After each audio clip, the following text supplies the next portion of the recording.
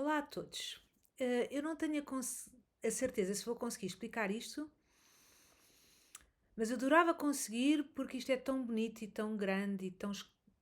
Se a gente perceber isto mesmo de dentro, quando a gente. Acho que demorei muitos anos a perceber isto. Então vamos lá. Vamos assumir que nós, as grandes neuroses, principalmente ocidentais, é nós acharmos que há algum problema connosco e que nós temos que mudar e que o que está errado.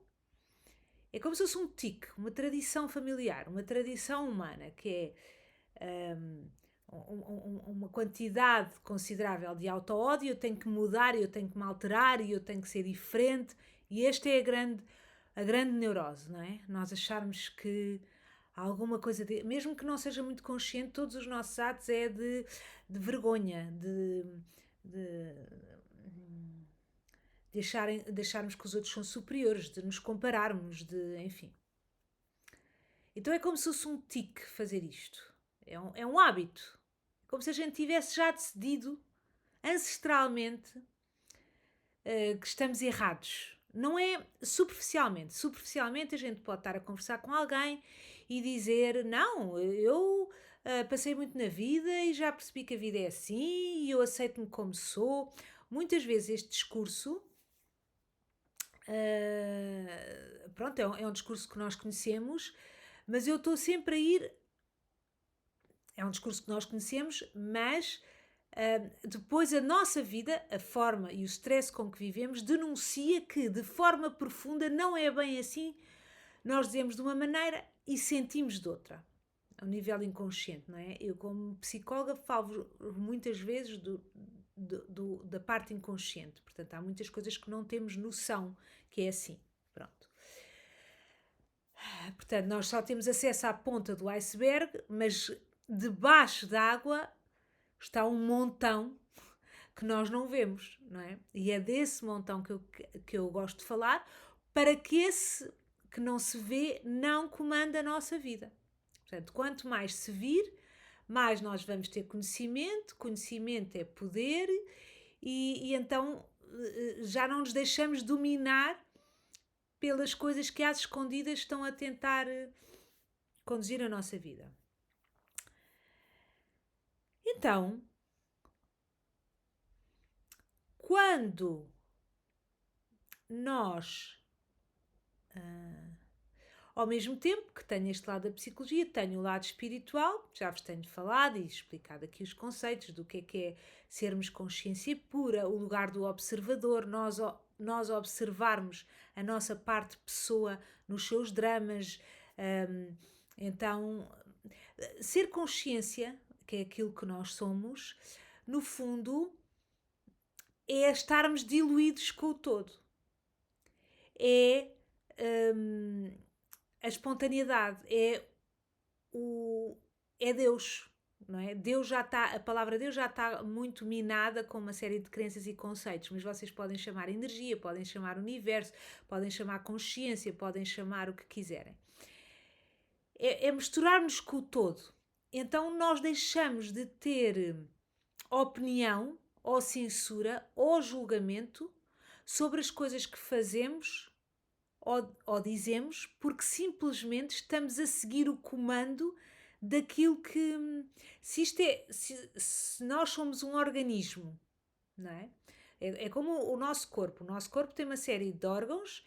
Os órgãos são constituídos por células e as células funcionam sem pensar. Elas simplesmente têm uma função e fazem o que há para fazer para que isto tudo funcione. Nós entramos em organização, nós entramos na paz quando nós somos na vida aquilo que estamos destinados a ser. Como as células, a célula do pé, ou a célula que está naquela veia, ou a célula que está no nosso cérebro, ou a célula que está na nossa unha, não é suposto que ela queira interferir ou fazer outro tipo de trabalho, ou que tenha outro tipo de ambição. Eu sou uma célula, mas eu gostava de ser o coração todo, ou gostava de ser o rim todo. Então eu vou ver se consigo sair daqui para ir para outro sítio. E isso ia desorganizar tudo. O nosso corpo funciona em harmonia exatamente porque cada célula está, e cada órgão está a fazer aquilo que deve fazer. Ora, o universo, com todas as pessoas e todas as coisas que existem, também é um organismo completo e que, se toda a gente for quem é, isto funciona bem. Por isso é que todos os ensinamentos de desenvolvimento pessoal ou espirituais é sempre no sentido de nós nos sintonizarmos connosco mesmos ou sintonizarmos com a nossa essência. Porque nós sabemos que se conseguirmos fazer isso, vamos encontrar a paz. Vai ser mais fácil, vamos seguir um fluxo da vida que faz com que a mente se cale um pouco porque nós já estamos a seguir o que é suposto fazer. Não é? Por isso é que também as pessoas andam à procura do propósito, porque elas sentem que se encontrarem isso, a mente acalma e elas vão viver melhor. Pronto. Na loucura que está ancestral aqui, gravada nas nossas células, o preconceito que temos connosco mesmos de acharmos que nós estamos errados e estarmos numa permanente correção, eu não estou a dizer que nós não devemos evoluir, eu estou a dizer é que nós desconfiamos, e isto passa-se desde o início da nossa vida, não é? Nós estamos a comer ervilhas e os nossos pais, e a gente não gosta, e os nossos pais dizem, gostas, olha o teu irmão também come, faz favor de comer as ervilhas. Nós estamos a rir e os nossos pais dizem, isto é a altura para rir? Nós estamos a chorar e os nossos pais dizem, uma menina tão bonita a chorar? Não, ou um rapaz não chora assim, ou isto não é razão para chorar. Ou nós dizemos uma opinião e dizem-nos, não, mas isso tu não estás a pensar bem. E nós aprendemos a desconfiar de nós, daquilo que nós somos, daquilo que nós sentimos. Ou, por exemplo, se estamos muito quietos e nos dizem, vá, mestre, para estar sempre a olhar para ontem. Nós achamos, há qualquer coisa de errado comigo. Mas só se somos muito irrequietos, as pessoas dizem-nos, não te mexas tanto, não devias ser assim, olha o teu irmão, olha a tua prima. Então, nós começamos desde muito cedo a achar, até para ganhar, achamos que para ganhar o amor dos nossos pais, convém sermos diferentes. E depois, já não vivemos com os nossos pais, já não vivemos, não dependemos deles, e por hábito continuamos a fazer isso. Já não é preciso agradar a ninguém, já não estamos mendigantes do amor dos outros para conseguir sobreviver. Podemos precisar do amor dos outros, mas já não para sobreviver, e emocionalmente ou fisicamente, mas continuamos com o mesmo tique. Eu estou errada, eu não devia pensar assim, a outra é que pensa melhor, a outra veste-se melhor, o cabelo da outra é melhor, enfim, pronto. E então, a nossa alma vai ficando dormente e vai morrendo um bocado, porque nós nunca estamos fiéis a nós mesmos porque achamos que devíamos ser diferentes. Entusiasmo quer dizer em Deus. Entusiasmo, não, mas eu antes queria talvez... eu até posso ir mais longe e explicar isto, tentar, que é o nosso ego quer constantemente que nós não vamos para a nossa natureza, ok? Para o lugar do observador. Não quer. Porque se assim for, ele vai morrer. Portanto, o ego resume-se muitas vezes aos nossos pensamentos, às nossas dúvidas sobre nós mesmos. Se eu fico na minha essência e a fazer o que é suposto, eu não preciso de pensar tanto, no sentido de pensar em ruminação. Eu simplesmente vou no flow. Aí o ego já não tem espaço, nem eu lhe vou dar ouvidos. Então o ego quer sobreviver. Então, muitas vezes é este vício no ego, ou seja, sermos consciência, irmos para casa, sermos a consciência que somos,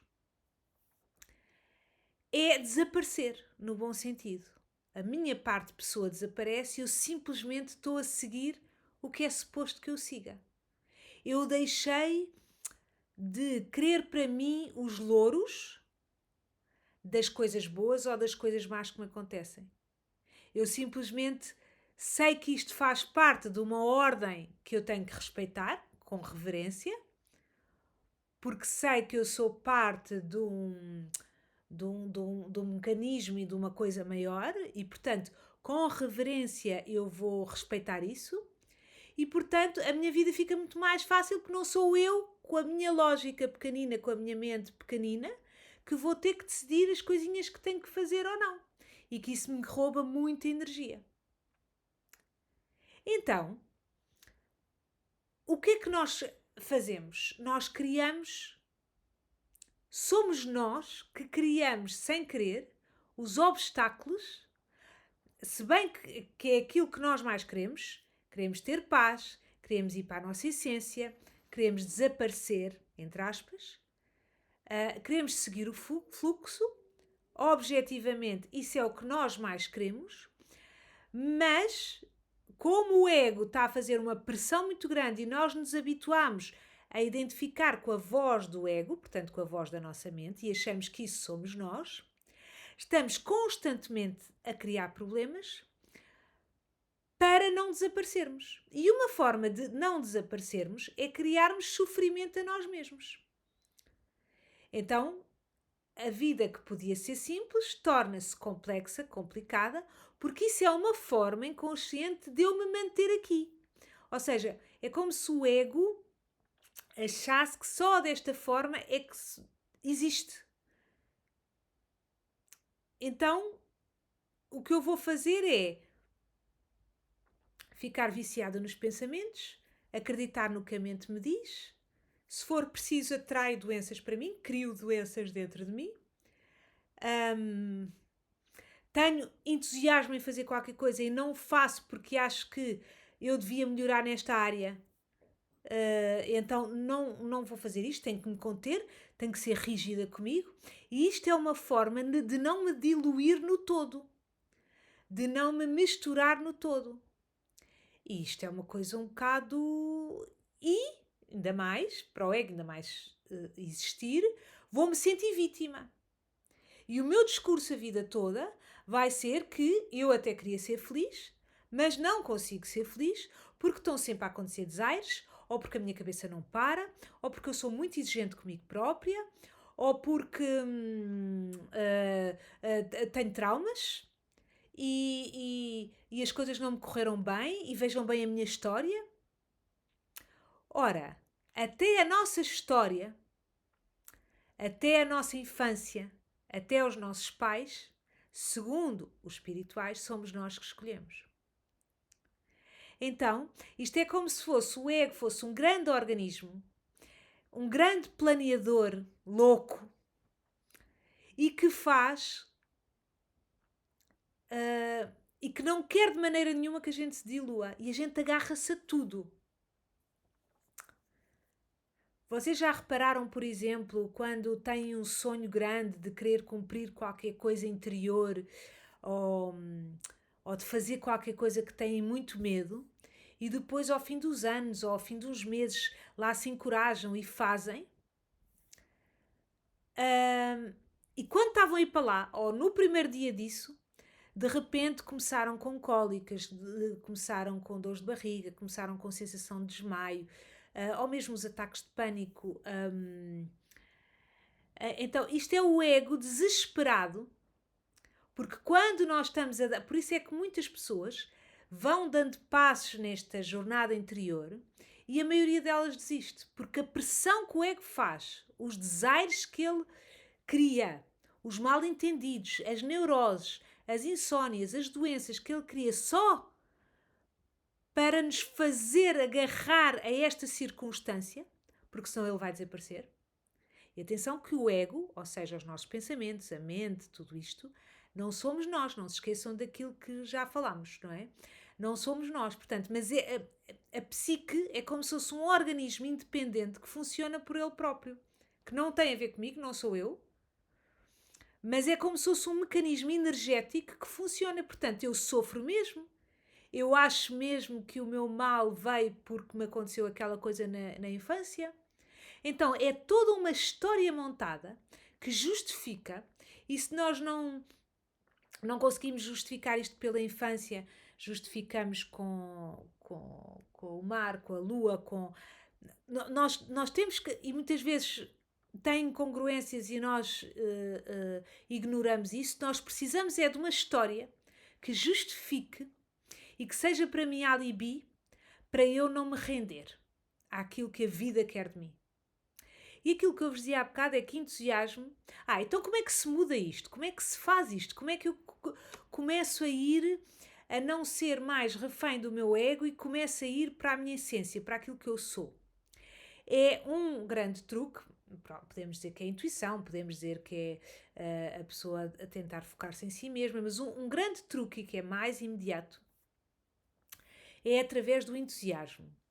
E como eu vos dizia há pouco, entusiasmo é em Deus, em Teus. É quando nós estamos em Deus. E o que nós queremos é ser um instrumento nas mãos de Deus, ou da energia universal, ou do aquilo que é, ou do mistério, não é? Então nós queremos ser parte de tudo.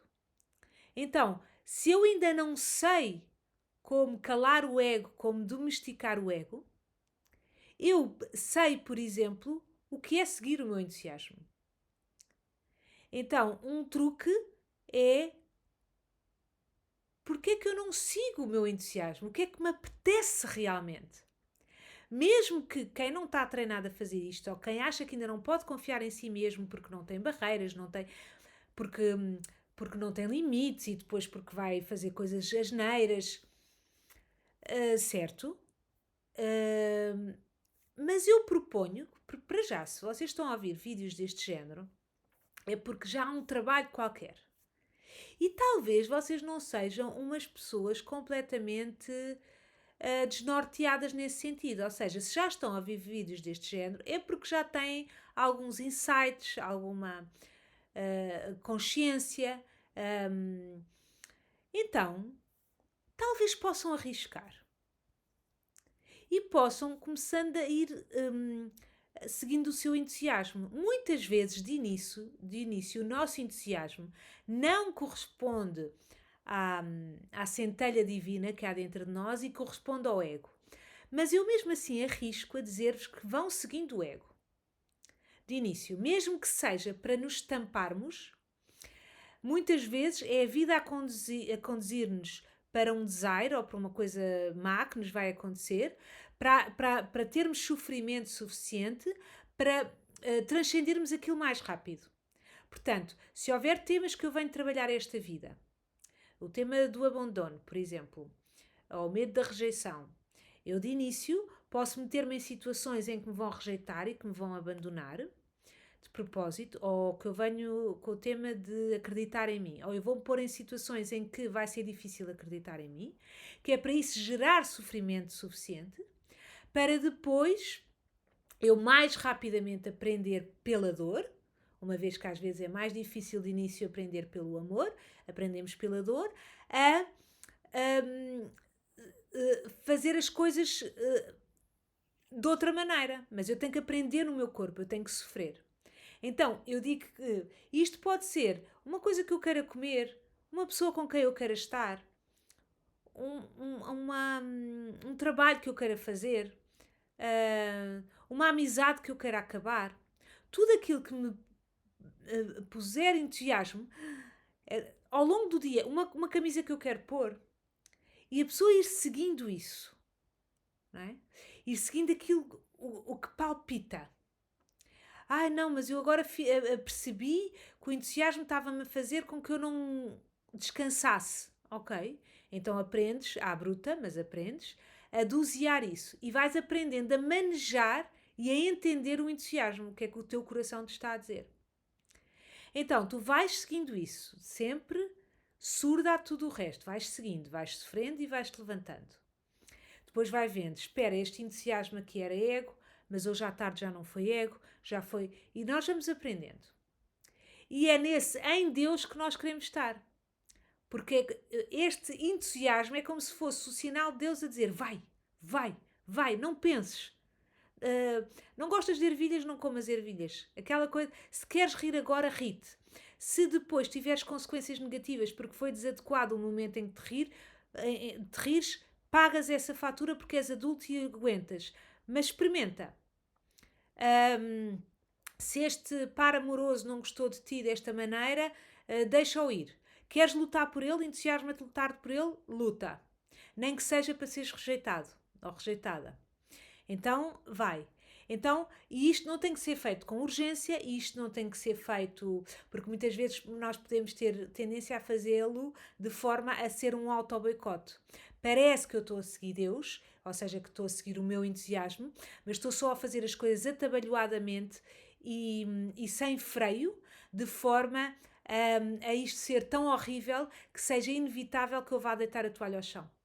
Porque eu não aguento viver assim. Porque é demais para mim. Então eu digo, eu experimentei essas coisas espirituais, mas para mim não dá.